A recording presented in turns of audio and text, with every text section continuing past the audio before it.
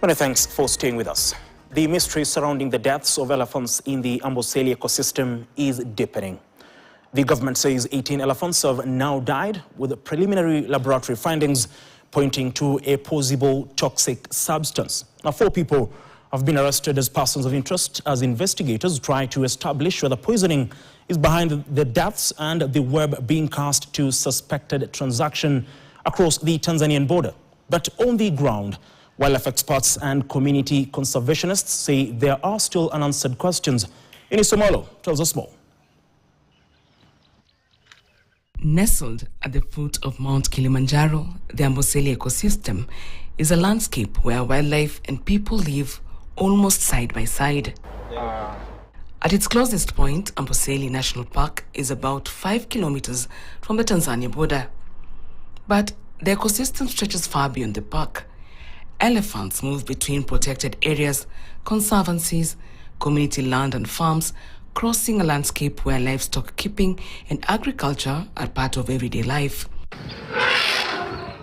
And it is in this shared landscape that a disturbing mystery has unfolded. This elephant is fighting to stay alive. It struggles, it tries again, and eventually it gives in. The animal is among those reported to have suffered a similar fate. Some of the symptoms are difficulty to walk, breathing, and restlessness. Those are the basic ones, and could not stand. They could find it very difficult to walk until they could not walk any longer. They lie down until they die. At times, you would find one struggling for a day, struggling for 2 or even 3 days until they completely die.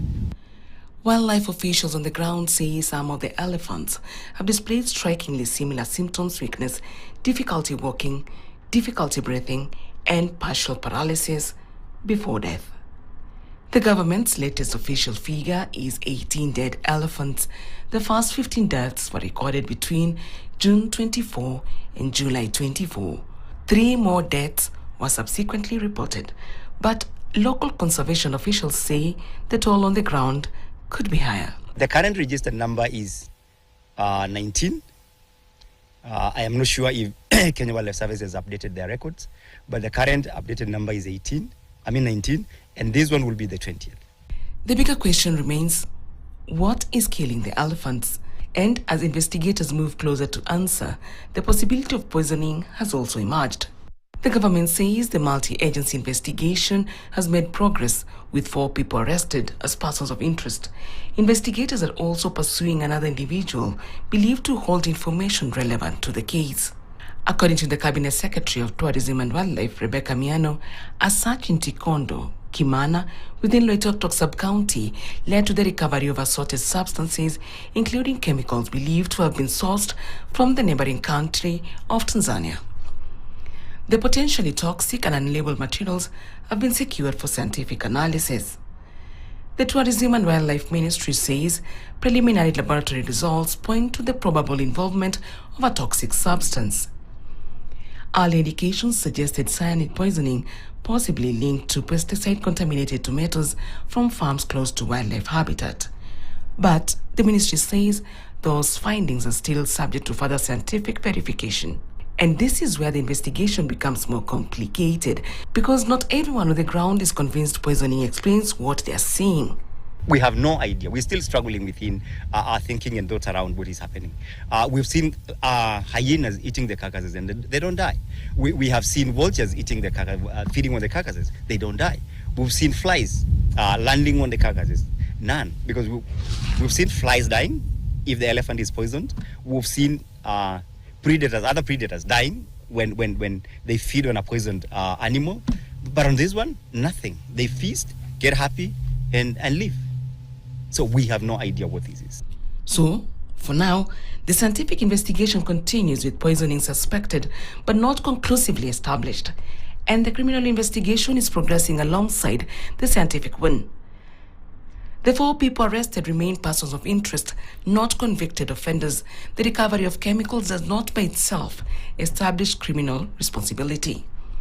Investigators still have to connect the evidence. What substance was involved? How were the elephants exposed? Was the exposure accidental or deliberate? And if poisoning is confirmed, who was responsible? For now, those questions remain unanswered. I have been worried since we lost the first one. We are worried not only because we are losing elephants, but we are worried because how much elephants would die until we will be able to stop? How do we know if this is going to translate into going to livestock? Then when it gets to livestock, it is going to get to the community, local community around. So how much are we going to lose until we fight to stop this happening? The deaths are disturbing not only because of their number, but because Kenya has seen what environmental pressure can do to wildlife. Just 4 years ago, severe drought devastated the Amboseli ecosystem. In 2022, the government recorded 76 elephant deaths alongside 510 wildebeests, 358 zebras, and 19 buffaloes and other wildlife deaths. The causes were clear then: water and food was scarce. In 2022, where we've lost all bulls and all mothers and young babies because of how pasture was depleted by then. But currently, we have abundant pasture around. We have water close to where these elephants go. We have protection within the ecosystem that we work. So on this one, we are still trying to uncover what is happening because we've never experienced around Amboseli. And there's another reason the current elephant deaths matter.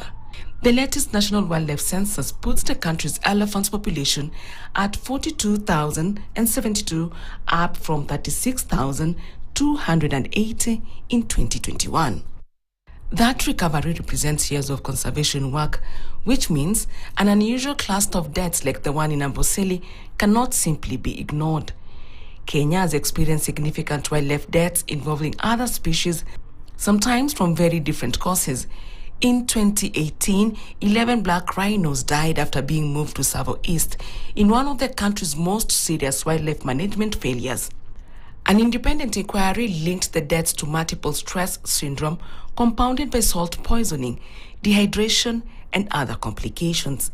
The episode was a reminder that wildlife mortality can have more than one cause and that establishing the cause is critical to preventing another loss. And as Rebecca Miano puts it, the Amboseli incident is not only about elephants. She says, "This is a national wildlife conservation and security concern. Kenya's diverse wildlife species inhabit a wide range of landscapes and seascapes, including national parks, reserves, sanctuaries, conservancies, forests, wetlands, and coastal ecosystems. Every wild animal, irrespective of species or location, forms part of the national heritage and merits protection under the law." The same challenge has played out beyond Kenya's savannas. In Lake Victoria, researchers documented 82 large-scale fish kill events between 2020 and 2023, involving more than 1.8 million tilapia. Poor water quality, low oxygen levels, pollution, and harmful algal blooms have been among the factors associated with fish mortality. Back in Amboseli, as the toxicology investigations continue and suspects in custody, what killed these elephants is still not conclusively known. Why were they killed and by who? Eunice Omolo, KTN.